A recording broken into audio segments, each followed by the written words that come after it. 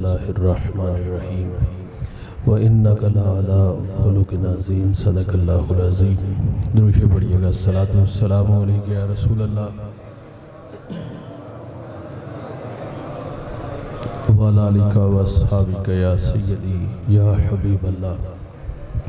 حمد و ثنا کے بعد عزت و تکریم کے لائق تشریف فرما مقتدر علماء معزز محتشم حاضرین، السلام علیکم ورحمۃ اللہ۔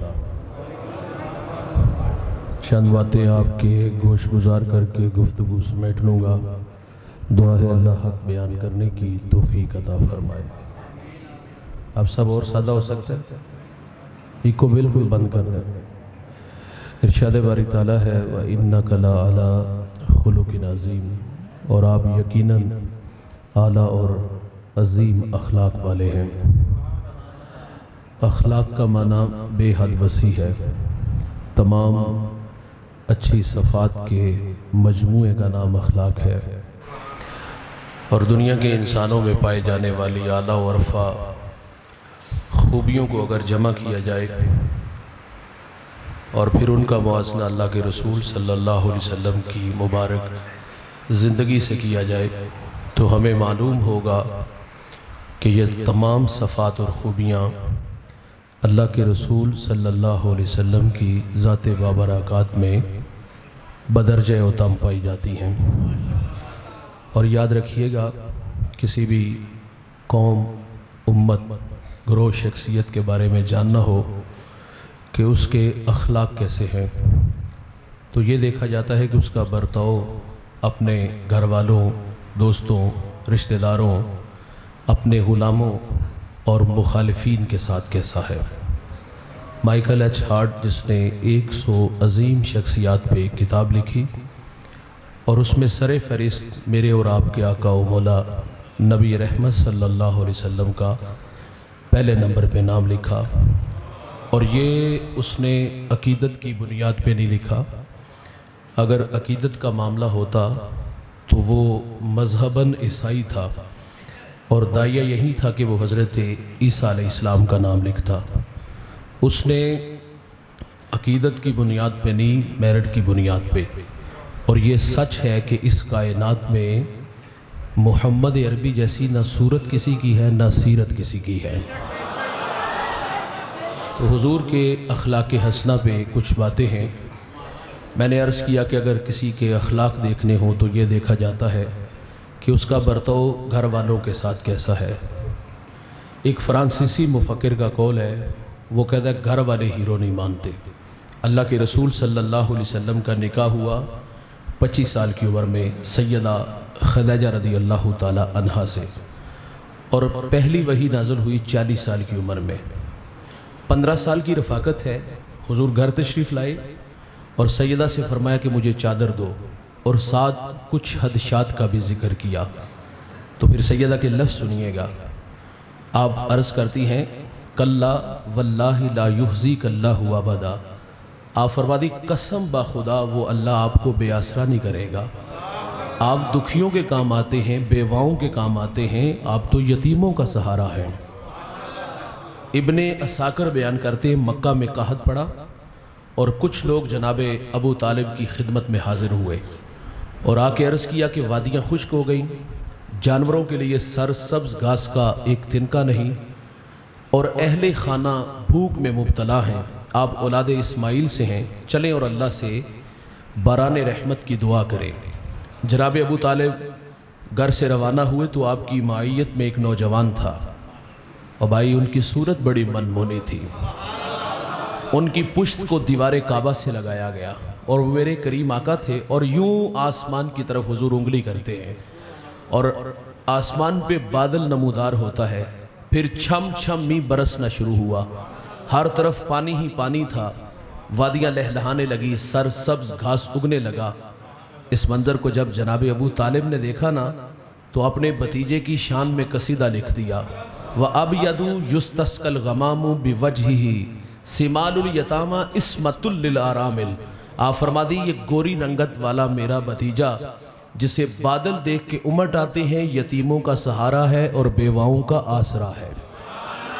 وہ نبیوں میں رحمت لقب پانے والا، مرادیں غریبوں کی بھر لانے والا، وہ اپنے پراؤں کا غم کھانے والا، مصیبت میں غیروں کے کام آنے والا۔ یہ اہل خانہ کی عقیدت ہے میرے کریم آقا صلی اللہ علیہ وسلم سے۔ حضور کا برتاؤ، حضور گھر تشریف لاتے ہیں اور رات کے وقت آتے ہیں تو آہستہ آواز میں گھر والوں کو سلام کرتے ہیں۔ کیوں؟ اس لیے اگر کوئی بیدار ہے تو سلام کا جواب دے، اور اگر کوئی آرام کر رہا ہے تو اس کی نیند کا خیال رکھا جائے۔ اما عائشہ سے سوال کیا گیا، حضور گھر تشریف لاتے ہیں تو حضور کے کیا معمولات ہوتے ہیں؟ پوچھنے والے کی غرض تسبیح و تحلیل، ذکر و اذکار کی باتیں ہوں گی، لیکن سیدہ فرماتی ہیں حضور گھر تشریف لاتے ہیں، بکری کا دودھ دھو لیتے ہیں، کپڑوں کو پیوند لگا لیتے ہیں اور اپنا جوتا بھی گانٹھ لیتے ہیں۔ یہاں ایک سوال ہے، کیا یہ سارے کام ازواج نہیں کر کے دے سکتی تھی؟ حضور اپنا کام خود کیوں کرتے ہیں؟ یہ امت کی تعلیم کے لیے۔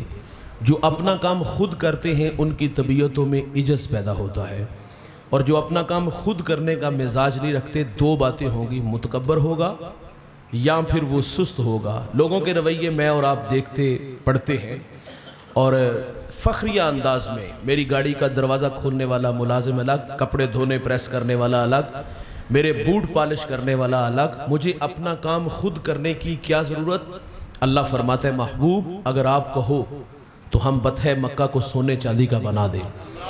جس کے دربان ابو بکر و عمر جیسے لوگ ہوں وہ اپنا کام خود کرے، اور میں جوتا اٹھا کے سائڈ پہ نہ رکھ سکوں، بازار سے سامان نہ خرید سکوں، معذرت سے کہوں گا، تو پھر مجھے دیکھنا ہوگا، دو باتیں ہوں گی، یا تکبر ہوگا یا پھر سستی ہوگی۔ یار اللہ کے رسول صلی اللہ علیہ وسلم اصحاب کے مابین تشریف فرما ہے، کھانا بنانا تھا، ایک صحابی کہتے میں بکری ذبح کروں گا، دوسرے کہتے میں کھال اتاروں گا، میرے رسول فرماتے کھانا بنانے کے لیے لکڑیوں کی آگ کی ضرورت ہوتی ہے تو میں محمد جنگل سے لکڑیاں کاٹ کے لاؤں گا۔ حضور اپنا کام خود کرنے کا مزاج رکھتے تھے، یہ امت کی تعلیم کے لیے۔ جو اپنا کام خود کرتے ہیں ان کی طبیعتوں میں عجز پیدا ہوتا ہے۔ اہل خانہ کے ساتھ میرے نبی کا برتاؤ، ان کے کاموں میں گھر میں ان کی مدد بھی فرماتے ہیں، اور شفقت، پیار، محبت کس قدر ہے یار۔ سید عائشہ پانی نوش فرما رہی ہیں، حضور فرماتے اس میں سے کچھ بچا لینا، انہوں نے بچا لیا۔ فرمایا اب آپ یہ بتائیں کہ کہاں لب رکھ کے پانی پیا؟ تو سیدہ نے وہاں نشان لگایا، حضور یہاں ہونٹ رکھے تو میرے محمد وہیں لب رکھ کے پانی پیتے ہیں۔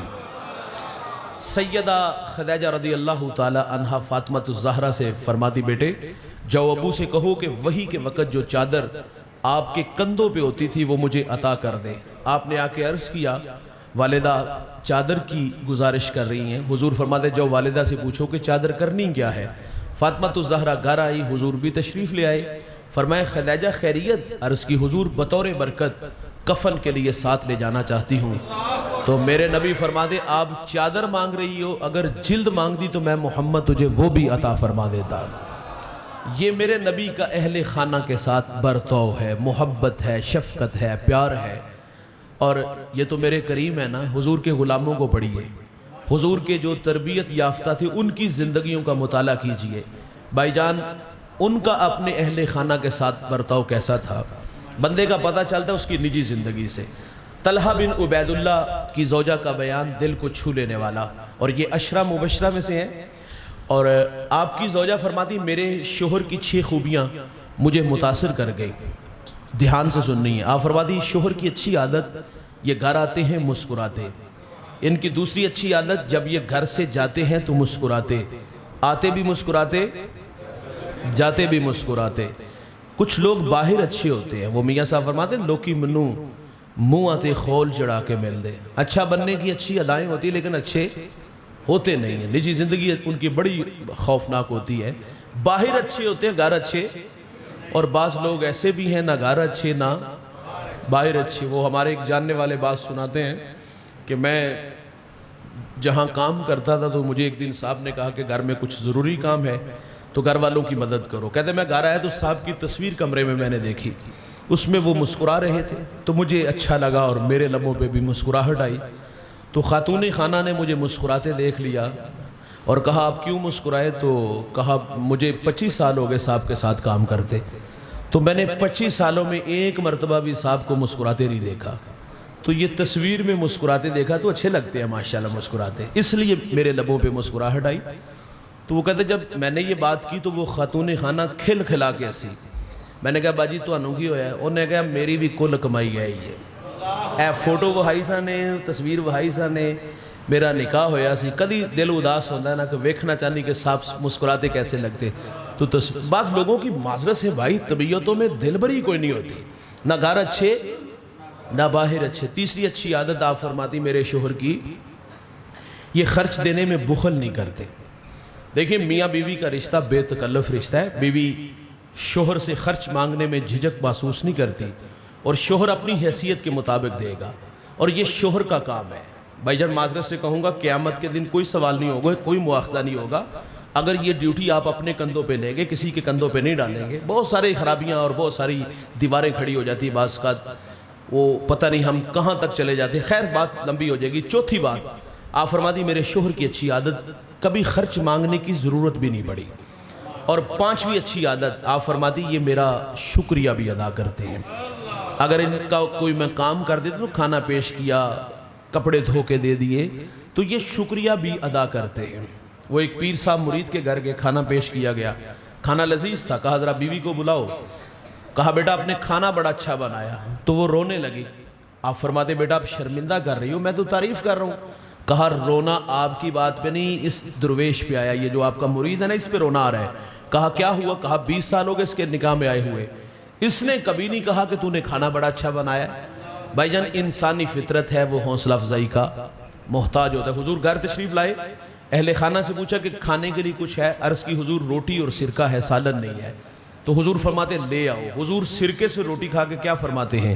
واہ واہ، سرکہ تو بڑا ہی اچھا سالن ہوتا ہے، سادہ پلیز، سرکہ تو بڑا ہی اچھا سالن ہوتا ہے۔ ہمارے گھر میں 3-4 گھنٹے لگ کے کھانا بنا، اور کبھی کبھی ہوتا ہے کھانے میں کوئی نمک مرچ کا مسئلہ آتا ہے۔ ظاہر عورتیں جب کھانا بناتی ہیں تو وہ اندازے سے ہی ڈالا جاتا ہے، تو کبھی کھانے میں کوئی نمک مرچ زیادہ یا کم ہو جائے، کم کی تو خیر صلاح، لیکن زیادہ ہو جائے تو رویے بڑے تلخ ہوتے ہیں۔ گور کے بھی دیکھے گا، گالی بھی دے گا، برتن دیوار سے مارے گا، اور آواز کیا آتی تیری ماں نے تینوں کھانا بنانا نہیں سکھایا؟ معذرت سے بھائی اس کی ماں نے تو کھانا نہیں بنانا سکھایا، آپ کو کسی نے بولنا بھی نہیں سکھایا؟ یہ کوئی رویے ہیں یار؟ انتہائی معذرت سے یار۔ پانچویں اچھی عادت آپ فرما دی یہ میرا شکریہ ادا کر دے، چھٹی اچھی عادت، اور میں سمجھتا ہوں اگر اس ایک بات پہ ہم عمل کر لینا تو یقین جانو طلاق کی ریشو کم ہو جائے۔ ہمارے پاس روزانہ کی بنیاد پہ لمبی لائن لگی ہوتی ہے، صاحب ایک جگہ پہ چھوڑ دیں آپ، نہ مجھے ضرورت نہیں ہے، سادہ اگر مزید ہو سکتا تو وہ کر کے چھوڑ دیں، لیکن اس کو دیگر چیزوں کو چھیڑنے کی ضرورت نہیں ہے۔ تو میں سمجھتا ہوں صرف ایک بات پہ اگر ہم عمل کر لیں تو طلاق کی ریشو کم ہو جائے۔ تو میں نے یہ عرض کیا کہ لمبی لائنیں لگی اور طلاق کے مسائل نہیں پوچھتے۔ مجھے 28 سال ہو گئے قبلہ کے پاس، مجھے 28 سالوں میں ایک بھی ایسا بندہ نہیں ملا کہ جس نے طلاق دینے سے پہلے طلاق کے مسائل پوچھے ہوں۔ طلاق دینے کے بعد طلاق کا حل ضرور نکالنے آتے ہیں۔ 3 بچے ہو گئے، اب کیا کریں؟ ہم کہتے ہیں بھائی جن کے مشورے پہ، جنہوں نے آپ کو جذباتی کیا، جنہوں نے آپ سے کہا کہ آپ طلاق دو ہم لڑکیوں کی لائن لگا دیں گے، کسی کی بیٹی کا گھر اجاڑا، کسی کے بوڑھے ماں باپ کو بڑھاپے میں جو ہے وہ زندہ ہی گاڑ دیا زمین میں، معذرت سے کہوں گا بیٹی طلاق لے کے آ جائے تو بوڑھے ماں باپ کی زندگی عذاب ہو جاتی ہے بھائی، ہمارا معاشرہ نہیں جینے دیتا۔ جس نے طلاق دی وہ تو 2 سے 3 سے 4 بھی کر لیتا ہے، وہ تو بالکل صاف ستھرا ہو جاتا ہے، اس کے بارے میں تو کوئی بات نہیں کرتا، لیکن بیٹی طلاق لے کے آ جائے وہ کہتے ہیں ضرور کوئی نہ کوئی اس میں کوئی کمی ہوگی۔ معذرت سے کہوں گا لہجہ تلخ ہے، اس کمینے سے بھی کبھی کسی نے پوچھا جس نے طلاق دی؟ ہم کہتے ہیں جس کے کہنے پہ گھر اجڑا ان سے مشورہ لو، ان سے جا کے کہو کو حل نکالے۔ ہم نے وہ گھر بہت جلد اجڑتے دیکھے ہیں جس گھر کے مرد کی اپنی رائے نہیں ہوتی، ہاں جس کی اپنی سوچ ہی نہیں، بھائی عقل کامل نہیں تو نہ نکاح کرو یار۔ مجھے ایک دوست کہتا ہے جی میرا فیصلہ میرے بہنوئی اور بڑی بہن کریں گے، میں نے کہا یہ کہاں سے آگئے؟ منہ میں دودھ کے دانت ہیں، ہم اپنا فیصلہ خود نہیں کر سکتے؟ جن کے مشورے پہ آپ نے طلاق دی، بھائی جان حل نکالو۔ اس نے تو طلاق دی نا تو پیچھے مڑ کے دیکھا کوئی بھی نظر نہ آیا، بھائی جان وہ اپنی دنیا میں چلے گئے، انہوں نے تو منہ پہ ہاتھ پھیرا تھا کہ میں اپنے پیو دی جمی نہیں جو تیرا کرنا اجاڑا۔ اس نے تو منہ پہ ہاتھ پھیر کے کہا تھا کہ میں تیرا گھر برباد کروں، اس نے تو برباد کر لیا، وہ تو اپنے مقصد میں کامیاب ہو گئی۔ اب پیچھے پلٹ کے دیکھا تو کوئی بھی نظر، تنہائی، وحشت، خوف آنے لگا، نہ بیوی پاس نہ بچے پاس۔ اب جن کے کہنے پہ طلاق دی تھی وہ تو کھانا بھی نہیں دیتے، جن کے کہنے پہ طلاق دی بھائی جان وہ تو کپڑے بھی دھو کے نہیں دیتے۔ اب مسجد مدرسے میں آگے مولوی صاحب حل کڈو، صرف ایک بات دھیان سے سننی ہے۔ آپ فرماتی میرے شوہر کی اچھی عادت، اگر کسی بات پہ ناراضگی ہو جائے نا، تکرار ہو جائے، تو میرا شوہر مجھے بہت جلد معاف کر دیتا ہے۔ ہم کیا کہتے ہیں 6 مہینے لوا، یہ 6 ماہ کو ہماری بہن بیٹی کو لگوائے اچھے لگیں گے؟ اور دوسری بات جو یہ مشورہ دیتے ہیں، اور میں دوستوں سے کہوں گا بھائی یہ آپ کا گھر آباد کرنے میں نہیں، آپ کا گھر اجاڑنے میں آپ کی مدد ضرور کریں گے۔ اور یہ جو کہتا ہے نا کہ 6 مہینے لوا، میں نے 6 ماہ لگوائے، اپنی طرف اپنی ذات کو سامنے رکھ کے کہتا ہے میں نے لگوائے، ہون اکھ چھپائی نہیں دکھان دی۔ میں اس حکیم سے کہوں گا جو حکیم بنا ہے، یعنی یہ یہاں کوئی حکیم صاحب بیٹھے، وہ حکیم اپنی طرف نہ لے جائے، جو بڑا دانا بنا ہے میں اس کی بات کر رہا ہوں۔ میرا سوال اس سے ہے کہ وہ اپنی بیوی کے دل کی تلاشی لے کے دیکھے، اس کے دل میں کوئی اس کے لیے پیار، الفت، کوئی چاہت، کوئی احترام بالکل نہیں ہوگا بھائی۔ وہ اپنے بوڑھے ماں باپ کی عزت کو لے کے بیٹھی ہے، سمجھا کے بھیجا تھا بیٹا طلاق لے کے آگئی، تیری بہنیں گھر میں بیٹھی ہیں، کون رشتہ دے؟ وہ تو ایک جانور کے ساتھ زندگی گزار رہی ہے اور لوگوں کو مشورہ دیتا پھرتا 6 ماہ لگواؤ، آنکھ چھپائی نہیں دکھائی دی۔ فرماتی میرے شوہر کی اچھی عادت، اگر ناراضگی ہو جائے تو یہ بہت جلد معاف کر دیتے ہیں۔ ہمارا کہنا بھائی کمرے کی آواز باہر کیوں نکالتے ہو؟ اختلاف ہو جاتے ہیں، جھگڑا ہو جاتا ہے، ناراضگی کے بعد حضور فرماتے ہیں اگر تمہیں عورت کی کچھ باتیں اچھی نہیں لگتی، کچھ اچھی ہیں، وہ دیکھ کے درگزر کر دیا کرو۔ میں نے ایک بزرگ کو پڑھا، ان کی بیوی اتنی تلخ تھی، لوگوں نے مشورہ دیا اس سے جان چھڑا لو، کہا اس میں ایک خوبی ہے، میں 40 سال بھی کہیں چلا جاؤں نا تو یہ میرا انتظار کرے۔ لوگ ایک خوبی پہ زندگی گزارتے ہیں، میں اور آپ خوبیاں دیکھیں گھر سے تو کہیں مل جائیں گی یار۔ تو ہم نے اسلاف کو پڑھا، اصحاب کو پڑھا، ان کی زندگیاں، اور وہ اپنے اہل خانہ کے ساتھ ان کا برتاؤ، وہ معاف کرنے والے تھے، وہ تعریف کرنے والے تھے، وہ خرچ دینے والے تھے، اور وہ بخل نہیں کرتے تھے۔ وہ گھر میں آتے تھے تو مسکراتے آتے تھے، گھر سے جاتے تھے تو مسکراتے جاتے تھے۔ تو آج ہمارا رویہ نہ آتے مسکرائے نہ جاتے مسکرائے، خرچ کی باری آئی تو ہم کسی کے کندھوں پہ ڈال دیے، وہ جھگڑا ہوا تو اس نے خرچ بھی بند کر دیا، اور کبھی خیال بھی نہیں ہے، وہ کہتا ہے تینوں 3 ٹائم کھانا نہیں ملتا، تینوں خرچے دی کیڑی ضرورت ہے۔ اور بعض ہمارے جاہل ایسے بھی وہ کہتے ہیں پیچھے پچھائیں دیے، کتنا دیتے ہو یار؟ تو بات لمبی ہو جائے گی۔ اگر اخلاق دیکھنی ہو تو یہ دیکھا جاتا ہے کہ اس کا برتاؤ اہل خانہ کے ساتھ، گھر والوں کے ساتھ کیسا ہے، اور یہ بھی دیکھا جاتا ہے کہ اس کا برتاؤ اپنے غلاموں کے ساتھ کیسا ہے۔ یار اللہ کے رسول صلی اللہ علیہ وسلم کے غلام ہے زید بن حارثہ، اعلان نبوت سے پہلے حضور کے پاس آئے، اور والد اور چچا عرب کے رواج کے مطابق فدیہ لے کے آ گئے۔ فرمایا اس کی ضرورت نہیں، زید سے پوچھ لو، جانا چاہے تو اس کو اختیار ہے۔ یار دامن سے لپٹ کے کہا حضور میں آپ کو چھوڑ کے کہیں نہیں جاؤں گا۔ بلال حبشی رضی اللہ تعالیٰ عنہ، امیہ نے بڑا مارا تھا یار، سینے پہ بھاری پتھر رکھے گئے، مکے کی گلیوں میں گھسیٹا گیا، لوہے کی کنگھیوں سے اس کے جسم کو جو ہے نا وہ اتار دیا گیا، لیکن بلال کو پروٹوکول کتنا ملا، حضور معراج سے واپس آئے اور بلال کو قریب کر کے فرمایا کون سا ایسا عمل کرتے ہو، جنت کی ڈیوڑی میں تمہارے قدموں کی آواز کو سنا ہے۔ میرے نبی غلاموں کو عزت عطا فرماتے ہیں میرے بھائی۔ ابن جبیر یہ مدینے کا یہودی تاجر ہے، اور یہ تجارتی مال خریدنے شام جاتا اور وہاں سے خرید کے منڈی میں، مدینے کی منڈی میں لا کے فروخت کرتا۔ ایک دفعہ اس نے بہت سارا تجارتی سامان خریدا اور ساتھ ایک غلام خرید لیا، اس غرض سے کہ یہ سامان اٹھانے میں مدد کرے گا۔ جس کو خریدا اس کا نام سالم، دبلا پتلا، دکھنے میں خوبصورت نہیں تھا، 12-13 سال عمر ہوگی۔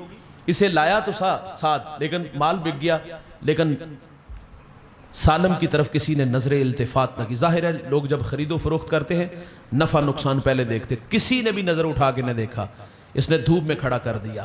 تثبیتہ نامی خاتون رحم دل تھی، اس نے خرید لیا۔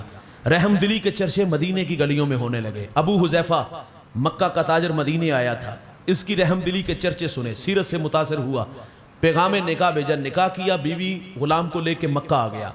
عثمان غنی کا دوست تھا، ملاقات کے لیے گیا، اور حضرت عثمان غنی حضور کے غلام بن چکے تھے۔ دعوت دین دی، یہ بھی ایمان لایا، بیوی بھی ایمان لی، غلام بھی ایمان لے آیا، اس کو آزاد بھی کر دیا گیا۔ اور پھر سالم کا زیادہ وقت حضور کے قدموں میں گزرتا۔ بھائی جان قرآن کی کوئی آیت اترتی سیکھنے چلے جاتے۔ اللہ نے لہجہ بڑا اعلیٰ عطا فرمایا تھا۔ سالم ایک دن قرآن پڑھ رہے ہیں تو میرے نبی فرماتے اللہ تیرا شکر ہے کہ تو نے سالم جیسے قاری قرآن میری امت میں پیدا فرمائے۔ 3 دن دھوپ میں تڑپنے والا، اور آج اس کو پروٹوکول کتنا ملا۔ حضور فرما رہے اللہ تیرا شکر ہے کہ تو نے سالم جیسے قاری قرآن میری امت میں پیدا فرمائے۔ ہجرت کا وقت آئے یار، صحابہ ہجرت کر کے مدینہ آئے، مسجد قباء تک پہنچے، اذان پڑھی گئی، اقامت کہی گئی، مصلی کا امام کون بنا؟ حضرت عمر بھی وہاں موجود تھے۔ کیا مصلی پہ آپ کھڑے ہوئے؟ اور بھی جلیل القدر اصحاب تھے، کیا ان شخصیات میں سے کوئی آگے کھڑا ہوا؟ نہیں بھائی، نہ حضرت عمر فاروق کھڑے ہوئے، نہ دیگر اصحاب میں سے کوئی آگے کھڑا ہوا، بلکہ حضرت عمر فاروق خود کھڑے ہو کے اعلان کرتے ہیں آج مصلی کا امام وہ بنے گا جس کی آواز سن کے میرے رسول راضی ہوتے تھے۔ کہا سالم تم امام بنو گے، ہم مقتدی بن کے تیرے پیچھے کھڑے ہوں گے۔ پھر مدینے کے یہودیوں نے دیکھا کہ مسلمانوں کا امام وہ غلام بنا جس کی طرف کوئی نظر اٹھا کے نہیں دیکھتا تھا، جو 3 دن مدینے کی گلیوں میں تڑپتا رہا۔ کہا سالم اتنا بڑا پروٹوکول اعزاز کیسے ملا؟ تو پھر کچھ یوں کہہ دیا کہ جب تک بکے نہ تھے کوئی پوچھتا نہ تھا، تو نے خرید کے انمول کر دیا۔ میرے نبی نے یارو غلاموں کو عزت عطا فرمائی۔ یہاں ذرا میں اور آپ رکیں گے 2 لمحوں کے لیے۔ ہماری فیکٹریوں، کارخانوں میں، دکانوں میں، ہمارے گھروں میں کام کرنے والی بیٹیاں، بوڑھی مائیں، ہمارا ان کے ساتھ برتاؤ کیسا ہے؟ میں معذرت سے کہوں گا، کیا ہم انہیں انسان بھی جانتے ہیں؟ اخلاقی قدریں بس وہاں ہے جہاں ہمارے سٹیٹس کا معاملہ ہوتا ہے۔ غریب کے ساتھ انگلیوں کے پورے بھی نہیں ملتے، نظریں بھی نہیں ملتی۔ اللہ کی تقسیم ہے یار، اللہ نے آپ کو زیادہ دے دیا، پاؤں زمین پہ رکھو ہمارا کہنا ہے، لیکن ستم پتہ کہ ہم پاؤں زمین سے اٹھا لیتے ہیں، لیکن یہ بھی یاد رکھیے اوپر جانے میں بڑا ٹائم لگتا ہے، لیکن اوپر سے نیچے آنے میں کوئی زیادہ ٹائم نہیں آتا۔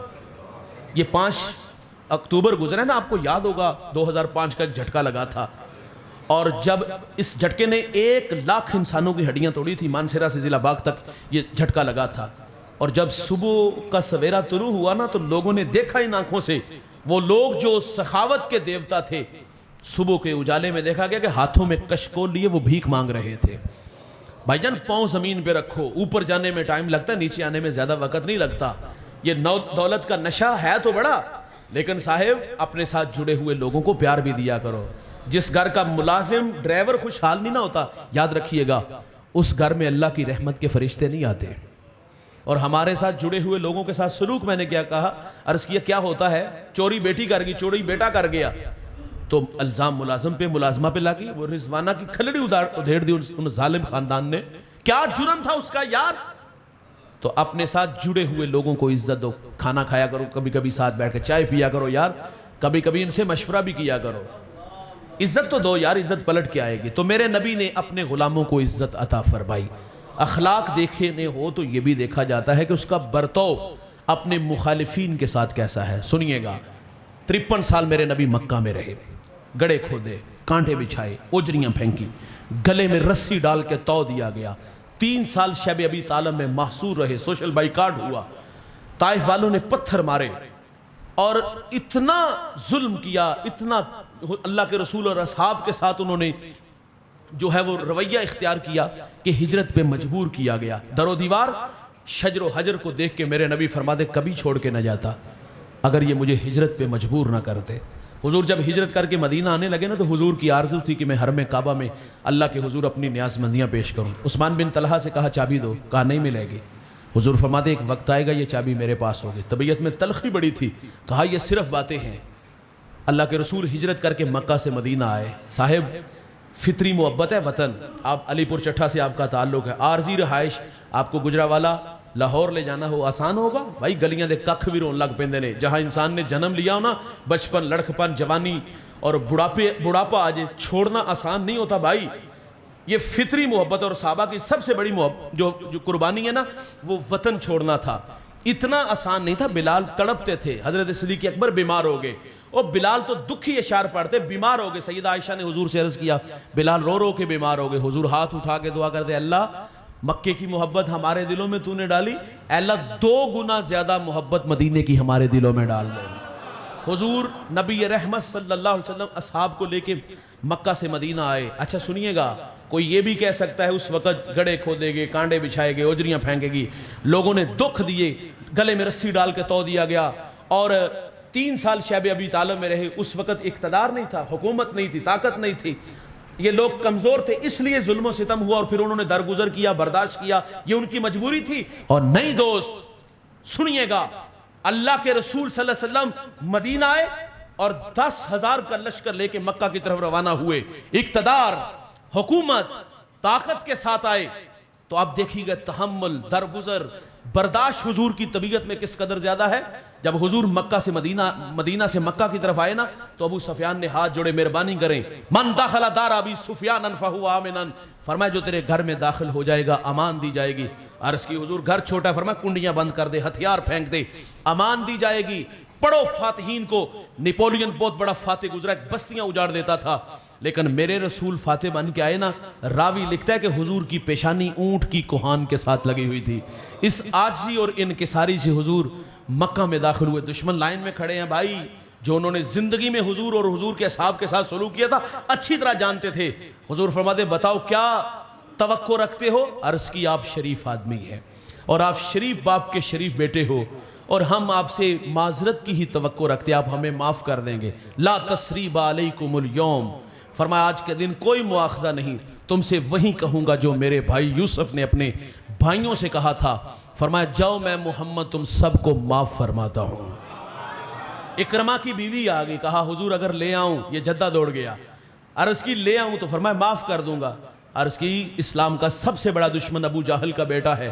فرمایا میں جانتا ہوں, جاؤ ڈھونڈ لاؤ. ڈھونڈ لائی, حضور کے قدموں سے لپٹے اور پھر ایک معزز شہری کے طور پہ زندگی گزارنے لگے. حضرت وحشی حضور کی خدمت میں حاضر ہوئے اور انہوں نے حضور کے چچا, محبوب چچا حضرت امیر حمزہ کا سینہ چیرا, کلیجہ نکالا, اور آنکھ, ناک, کان کاٹ دیے گئے. بے دردی سے حضرت امیر حمزہ کو شہید کیا گیا تھا. اور اللہ کے رسول فرماتے جاؤ میں معاف کرتا ہوں, اور ساتھ اتنا فرمایا کہ میرے سامنے نہیں آنا, سامنے آؤ گے تو چچا یاد آئے گا. یار پھر شام چلے گئے, پیچو تھاپ کھاتے رہے, اللہ مجھ سے اسلام کا بہت بڑا نقصان ہوا, اے اللہ مجھ سے کوئی کام لے لے, اے اللہ مجھ سے کوئی کام لے لے. اور وہ نیزہ سنبھال کے رکھا تھا جس سے حضرت امیر حمزہ کو شہید کیا گیا. جب یمامہ کی جنگ چھڑی نا, تو پھر مسلمہ قذاب کو اسی نیزے کے ساتھ حضرت وحشی نے ذبح کیا. اور آپ اللہ کا شکر ادا کرتے ہیں کہ اللہ تیرا شکر ہے کہ اگر مجھ سے اسلام کا بڑا نقصان ہوا ہے نا, تو میں نے اسلام کے سب سے بڑے دشمن کو اپنے ہاتھ سے کاٹ بھی دیا ہے.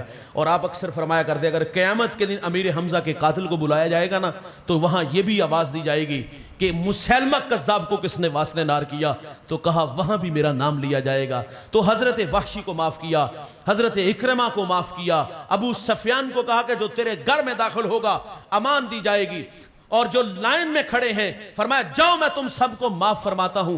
اور حضرت عثمان بن طلحہ جنہوں نے چابی نہیں نہ دی تھی, حضور فرماتے بلاؤ عثمان بن طلحہ کو. سامنے آئے, حضور فرماتے میں نے کہا تھا نا ایک وقت آئے گا کہ یہ چابی میرے پاس ہوگی. اور بھائی جان حضور نے چابی لی, حرم کعبہ میں داخل ہوئے. بتائیے گا دوست, کعبے کا کلید بردار ہونا, کعبے کی نوکری بہت بڑی نوکری ہے یار. یہ آرزو سیدنا صدیق اکبر کی, یہ آرزو حضرت عمر فاروق کی بھی تھی, اور بھی اصحاب کی تھی. لیکن حضور جب باہر تشریف لاتے ہیں, چابی عثمان بن طلحہ کے ہاتھ میں رکھی, فرمایا آپ کے پاس رہے گی. اور وہ چابی آج بھی اسی خاندان کے پاس موجود ہے. اور میرے نبی تو اپنے مخالفین کو معاف کر. یار بدر کے قیدیوں کو جب رسیوں سے جکڑا گیا نا, تو حضور کبھی لیٹ جاتے کبھی بیٹھ جاتے ہیں. عرض کی حضور یہ طبیعت میں اضطراب. فرمایا یہ جو رسیاں تم نے مضبوطی سے باندھی ہوئی نا ان قیدیوں کو, فرمایا میں محمد کو یہ تکلیف دے رہی. کوئی مخالفین کے ساتھ بھی ایسا برتاؤ کرتا ہے. یہاں بھی رکیے گا دوست, میں اور آپ اپنے اپنے رویے دیکھیں گے. ہمارا اپنے مخالفین کے ساتھ رویہ کیا ہے؟ میں کسی دوست کی کہانی نہیں چھیڑنے لگا بھائی کہ دوست سے اختلاف ہوا ہم نے راستے بدل لیے. کسی ہمسائے کی بھی بات نہیں سنانے لگا کہ ہمسایوں سے جھگڑا ہوا, پھر ہم نے ان کی خوشیوں میں بھی شرکت نہ کی اور نہ ان کے جنازوں میں گئے. میں ماں جائوں کی کہانی سنانے لگا ہوں. بھائی جان بھائیوں بھائیوں کا جھگڑا کس بات پہ؟ بچوں پہ جھگڑا ہوا. بچے تو 20 منٹ بعد پھر دوبارہ کھلے میدان میں اور دیواریں کھڑی کر لی. بھائیوں کا جھگڑا کس بات پہ ہوا؟ 1 انچ دیوار رکھنے پہ. ایک اونچی دیوار نفرت کی کھڑی کر. بھائیوں کا جھگڑا وراثت تقسیم ہوئی. گھر چھوٹے کی بڑے کی کہانی ہے, آگے پیچھے کی کہانی ہے, ریٹ اور کم زیادہ کی کہانی ہے, تھوڑے تھوڑے پیسوں پہ جھگڑے بھائی, اور پھر ساری زندگی آپس میں کلام نہ کیا. 20 سال 25 سال 30 سال. یقین جانا لوگ بتاتے ہیں, وہ کہتے ہیں میں اصولوں کا آدمی تھوک کے نہیں چٹتا. یہ بھائی بھائی کے بارے میں کہہ رہے ہیں. 30 سال ہو گئے, وہ کہتے ہیں میں بھائی سے کلام ہی نہیں کیا. بوڑھے ہو گئے یار. میرا سوال ہے بھائی جان, کبھی ماضی کے دریچوں میں جھانک کر کے ہمیں اپنا بچپن یاد نہیں آتا؟ یار بچپن کی یادیں بڑی تلخ بھی ہوتی ہیں, ہنسی بھی ہوتی ہیں. ہم کون سا سونے کا نوالا لے کے دنیا میں آئے بھائی, غربت سے اٹھے ہیں, اور غربت کی کہانی ہم اچھی طرح, ہم نے اپنے بوڑھے باپ کو مستری کے پیچھے دابڑا اٹھاتے دیکھا ہے, ہم نے اپنے بوڑھے باپ کو ریڑھی پہ پھل بیچتے دیکھا تھا, ہم نے اپنے بوڑھے باپ کو 18 گھنٹے فیکٹریوں میں دھکے کھاتے دیکھا تھا. تو آپس میں بھائی کوڑتے نہیں تھے کہ یا اللہ ہمیں جلدی سے بڑا کر دے, ہم آنے والے کل میں اسائے پیری بنیں گے, بڑھاپے کا سہارا بنیں گے, ہم بوڑھی ماں کو بوڑھے باپ کو حج کروائیں گے, عمرہ کروائیں گے. یہ غریبوں کے خواب ہوتے ہیں اور بچپن میں دیکھے جاتے ہیں. اور بچپن میں یہ ہماری بھی کیفیت, یہ آپ کی بھی یقیناً ہوگی کہ جلدی سے اللہ ہمیں بڑا بنا دے. ہم اتنے بڑے ہوئے کہ ماں باپ کہاں گئے, وہ وعدے, وہ خواب, وہ کہاں گئے بھائی, یاد نہیں آتے. یار میں یہ بھی بھائیوں سے کہوں گا, ماضی کے دریچوں میں ہمیں اپنا بچپن نہ یاد آیا؟ انگلی تھام کے چلتے تھے, ایک دوسرے کے لیے دیوار بنتے تھے, ایک برتن میں کھانا کھاتے تھے, ایک بستر میں سوتے تھے. کہاں گئے وہ خواب, کہاں گئی وہ محبت؟ جھگڑا ہوا, بچوں پہ جھگڑا ہوا, وراثت پہ جھگڑا ہوا, 1 انچ دیوار رکھنے پہ, اور پھر ساری زندگی بھائی نے بھائی سے کلام ہی نہیں کیا. اور پھر بھائیوں نے آپس میں کلام تو نہیں کیا, یہ اپنی ذات تک نہیں رکھتے, پھر چوکوں میں بیٹھ کے, یہ پھر اپنے دوستوں میں بیٹھ کے, اپنے رشتہ داروں میں بیٹھ کے ایک دوسرے کی پگڑیاں اچھالتے ہیں اور ایک دوسرے کو بدنام کرتے ہیں, بے عزت کرتے ہیں. یہ بھائیوں کے رویے ہیں. اور پھر نفرت اتنی زیادہ کہ ہم کہتے ہیں کل کو اس کو میری ضرورت ہوگی. کل ظاہر ہے بیٹی نہیں اس نے جنم دی, اس کی شادی نہیں کرنی. اور ظاہر ہے بھائی جب شادی ہوتی ہے نا, تو لوگ, جب نئی رشتہ داری جوڑی جاتی ہے تو لوگ دیکھتے ہیں کہ اس نے اپنے بہن بھائیوں کے ساتھ بنا کے رکھی ہے کہ نہیں رکھی. لوگ فیصلہ کرتے ہیں اگر اس کا اپنے بہن بھائیوں کے ساتھ اچھا رابطہ نہیں تو یہ ہمارے ساتھ کیا نبھائے گا. لوگ وہاں رشتہ داری بھی نہیں کرتے, اور اسے پتہ ہے اس نے مجھے بلانا ہے, اس کی مجبوری ہے. وہ کہتا ہے گدے نو باب آکھن نال کیڑا کو باپ بن جاتا ہے, مطلب کڈو. اور اسے پتہ ہے کہ اس نے میرے ساتھ کیا سلوک کرنا ہے. ظاہر ہے وہ انتقام کی آگ میں جل رہا ہے. بھائی ہے, وہ کہتا ہے آئے گا تو ٹھڈے ماروں گا, آئے گا تو گالی دوں گا, آئے گا تو دھکے دوں گا, آئے گا تو برادری میں پرے پنچایت میں اس کو ذلیل کروں گا. اور اس کو پتہ ہے اس نے ٹھڈے بھی مارنے, گالی بھی دینی ہے, برادری میں ذلیل بھی. یہ ذلت اٹھانے کے لیے تیار گیا ہے. اس نے اپنی آگ ٹھنڈی کی اور یہ اپنا مطلب نکالنے کے لیے گیا. شادی ہوئی وہ اپنے گھر میں, یہ اپنے گھر میں, نفرت وہیں کی وہیں رہی. وہ کسی نے کہا تھا کہ اب کہاں اے سارو محبت وہ مدینے جیسی. اب تو مسلم کو مسلمان سے ڈر لگتا, اپنوں سے ڈر لگنے لگا یار. اپنی صفوں میں ہی منافقت اور نفرت اس قدر بڑھ گئی. تو خیر یہ نفرت ہماری ذات تک نہیں, زندگی تک نہیں. بھائی جان ہم مرنے لگے, بستر علالت پہ گرے, زندگی موت سے لڑنے لگے, موت سامنے رقص کرتی دکھائی دے رہی ہے. تو کیا اس وقت بچوں کو بلا کے ہم نے کہا کہ میری بہن کو جلدی بلا لاؤ؟ آج ہمارے اس سماج میں بہنوں کے ساتھ جو بھائیوں کے رویے اچھے نہیں ہیں, میں معذرت سے کہوں گا.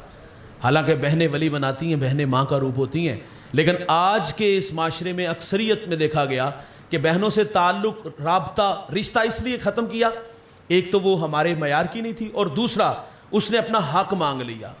جس طرح 22 انچ پہ جھگڑ پڑے, پہلی بات بہنیں وار دیتی ہیں, اور دوسرا بہنیں حق مانگے تو پھر بھائی باقاعدہ اپنے بچوں کو نفرت کا درس دیتے ہیں. پھوپھی نے منہ نہیں لانا.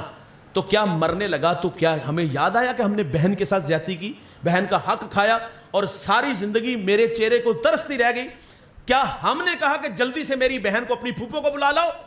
کیا ہم نے یہ کہا کہ میرے بڑے بھائی نے پردیس کے دھکے کھائے ہماری خاطر؟ ہم تو چھوٹے چھوٹے تھے جب ماں چلی گئی, باپ چلا گیا, اور بڑا بھائی تو باپ کی جگہ پہ ہوتا ہے. اس نے کہاں سے, اس ان پڑھ بھائی نے کہاں سے ہمیں اٹھایا اور کہاں تک لے کے آیا, اچھا پڑھایا, ہمیں اچھے کاروبار دیے, بڑے بڑے گھر دیے, اور آج وہ بیچارہ وہاں سے جو ہے نا وہ 40 سال بعد آیا اور بالکل جو ہے نا وہ ختم ہی ہو کے آیا یار. اب وہ واپس آیا نکارا ہو کے, تو ان بھائیوں نے قبول کیا. وہ کہتا تو ساڑھے واسطے کیتا کیے, یہ ایک جملہ اس کو مار دیتا ہے. جب بھائی بھائی کو کہے نا کہ تو ساڑھے واسطے کیتا کیے, یار اگر تمہارے لیے کچھ نہ کیا ہوتا تو تم بھی دابڑے اٹھاتے, اگر تمہارے لیے کچھ نہ کیا ہوتا تو تم بھی باہر کہیں ریڑی لگا کے پھل بیچتے ہوتے, اور تمہاری خاطر اس نے پردیس کے دھکے کھائے. اور اس نے کہا تھا میں باپ ہوں, بڑا بھائی باپ ہوتا ہے. تو کیا ہم مرنے لگے تو کہا بچوں سے جلدی سے میرے بھائی کو بلا لاؤ, میں نے دولت کے نشے میں رشتوں کی قدروں کو کھو گیا, معذرت کی نہیں, باقاعدہ ہم نے بچوں سے وعدہ لیا. جذباتی رشتے ہیں نا, پتر میں مر گیا تو میری پہنوں میرے کار نہیں آن دینا, دھکے دے کے کر دینا. میرا بھائی آئے, تمہارا تایا آئے, چچا آئے تو دھکے دے کے جنازے گاہ سے نکال دینا. ہم نے نفرت کی, ہم نے نفرت کمائی اور مرنے لگے تو آنے والی نسلوں میں ہم نے نفرت چھوڑ دی. یہ تو بھائیوں کی کہانی ہے نا. کبھی تھوڑا سا آگے چلو نا تو ہمارے رویے, معذرت سے کہوں گا, والدین کے ساتھ کیسے ہیں, جن کے بارے میں سوچا تھا نا انہیں حج کروائیں گے, عمرہ نہ کرواؤ یار, اور دو لمحے ان کے پاس آ کے بیٹھ جایا کرو یار, پاؤں دبا لیا کرو, ان کا چہرہ دیکھ لیا کرو, مسکرا کے مل لیا کرو. نہ کرواؤ انہیں حج عمرے, نہ انہیں بہت سارے پیسے دو, اور نہیں بھوکے ہمارے پیسوں کی یار. اور ماں باپ کو تو محبت سے آ کے دیکھ لو یار, ملاقات ہی کر لو. تمہاری صورت کو ترس جاتے ہیں اور یہ وعدہ کرتے ابا جی مر گئے, اماں جی میں نہیں آواں گا, تسی مر گئے تو میں نہیں آواں گا. اور میں اس نالائق بیٹے کو بھی جانتا جس کا باپ ایڑیاں رگڑ رگڑ کے دنیا سے گیا, اور محلے دار رشتہ دار کہتے تیرا حق ہے کہ باپ کو غسل دے, تیرا حق ہے کفن پہنا, تیرا حق ہے اس کا جنازہ پڑھ, تیرا حق ہے اس کو کندھوں پہ اٹھاؤ اور قبر میں اتارو اور آنسو بہا کے آ. اتنا سفاک, اتنا نالائق. اور اس نے 2 لفظوں میں کہا کہ نہیں جاؤں گا, وعدہ کیا تھا. ابا جی مر گئے تو وہ چلے گئے, میں نہیں جاؤں گا. نہ کفن پہنایا, نہ جنازہ پڑھا, نہ قبر میں اتارا. بتائیے گا ایسی نالائق اولاد کو اللہ معاف کرے گا؟ بتائیے گا ایسی نالائق اولاد کو اللہ کبھی زندگی میں راستہ دے گا؟ نہ نماز قبول, نہ روزہ قبول, نہ حج قبول, نہ زکوٰۃ قبول, نہ سخاوت قبول.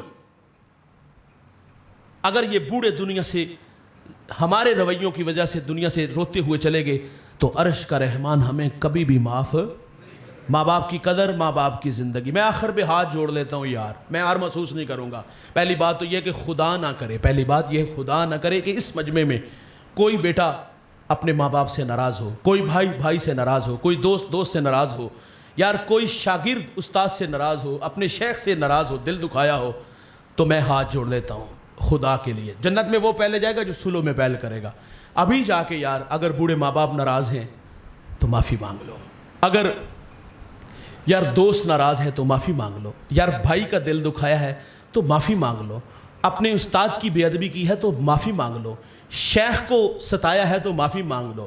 اور میں یہاں یہ بھی توجہ دلاؤں گا, جس کے پیچھے ہم نمازیں پڑھتے ہیں نا اور باہر جا کے پگڑیاں اچھالتے ہیں, جبے پھاڑتے ہیں, اور چھوٹی سی بات پہ اختلاف ہوا اور پھر انہیں مسجد سے جو الزام لگا کے مسجد سے نکالتے ہیں, ان کا دل دکھاتے. خدا کے لیے یار اگر اپنے امام کا دل دکھایا تو ان سے بھی معذرت کرو. مجھے حالیہ 2-4 دن 5 دن قبل ایک مولانا نکال کے 26 سال ایک جگہ پہ رہے, 26 سال خدمت کی, ان کے بچوں کو پڑھایا, بڑوں کو پڑھایا, اور 26 سال بعد وہ کہتے اب مجھے فارغ کیا تو وہ کہتے ہم نے 26 سال کا آپ سے حساب بھی لینا ہے.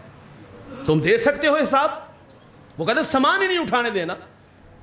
نمازیں بھی پڑھی, پگڑیاں بھی اچھالی, نمازیں بھی پڑھی تو گالی بھی دی.